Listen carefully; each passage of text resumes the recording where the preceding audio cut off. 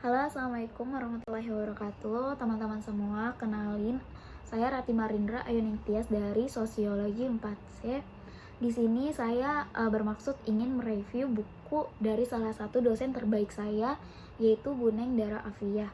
Buku ini berjudul Muslimah Feminis, Penjelajahan Multi-Identitas. Buku ini diterbitkan pada tahun 2009, tepatnya bulan April, oleh Nalar Jakarta. Tebal buku ini ada 122 halaman, dimensi bukunya 13 dikali 20 cm.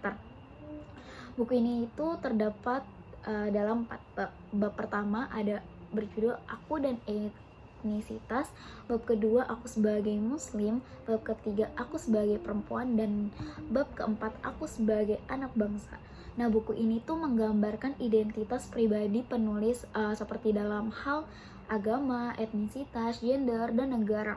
Nah, buku ini tuh amat sangat berkaitan dengan pengalaman pribadi Bu Neng Dara itu sendiri, dimana Bu Neng ini menjelaskan bahwa masyarakat sekitar tempat tinggalnya itu masih dipengaruhi oleh patriarki. Oleh karena itu, Bu Neng ini bergerak hatinya untuk gimana caranya tidak ada lagi budaya patriarki yang bertahan, terutama pada lingkungan kehidupannya. Nah, Bu Neng seperti yang kita ketahui itu sebagai salah satu dosen terbaik dan mempunyai wawasan yang sangat luas. Bu Neng ini terlahir di tahun 1970, berasal dari Banten. Nah, beliau ini anak dari seorang kiai dan ibunya sebagai seorang guru agama. Dari background kedua orang tuanya ini kita sudah tahu ya, berarti Bu Neng ini memang amat sangat erat dengan keagamaan, terutama juga keluarganya itu memegang kultur Nahdlatul Ulama atau NU, dan lingkungan tempat tinggalnya pun memang masih berpegang teguh dengan nilai-nilai keagamaan. Oleh karena itu, sejak usia yang relatif muda, Bu Neng ini udah terbiasa membaca buku-buku yang istilahnya kelas berat gitu, seperti buku Islam Ahmadiyah, Jamaah Islam, dan debat Muslim Kristen.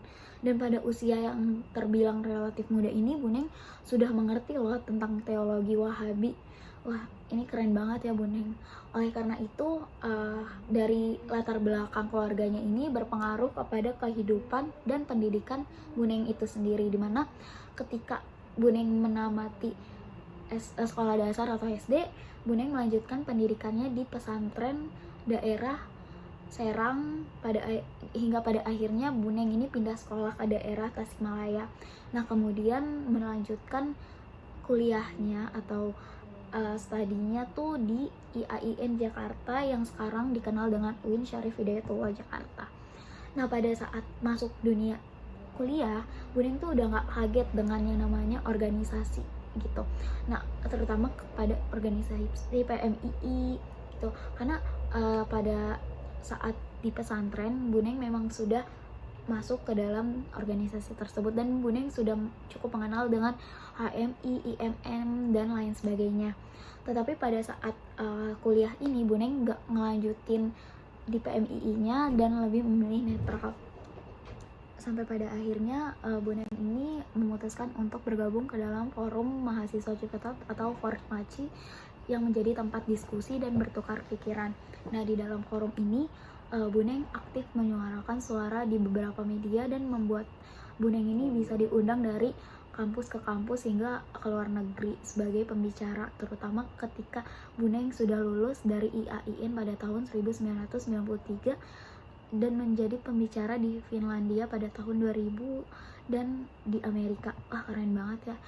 Terus pada saat kuliah ini Bu Neng cukup mendapati ilmu-ilmu tentang feminis, karena memang Bu Neng ini notabene mempunyai nenek sebagai feminis pribumi gitu.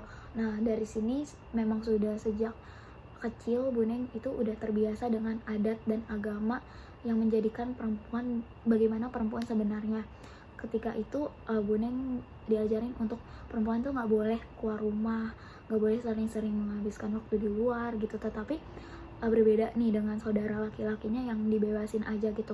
Dari sini tuh Bu Neng kayak ngerasa ada kejanggalan, kok dibedakan gitu, sehingga beliau ini berjuang menyebarluaskan ide tentang kesetaraan gender. Nah, terakhir ada di bab keempat, pembahasan tentang aku sebagai anak bangsa. Bu Neng ini berupaya untuk mengantarkan kita untuk memahami identitas sebagai anak bangsa itu sendiri. Mulainya juga Bu Neng ini enggak percaya dengan penguasa karena kepemimpinan rezim di saat otoriter Soeharto, hingga pada akhirnya Bu Neng memantangkan dirinya percaya untuk berpartisipasi dalam gerakan reformasi dan gerakan kebebasan pers, serta upaya pengesahan undang-undang anti pornografi dan pornoaksi atau RUAAPP.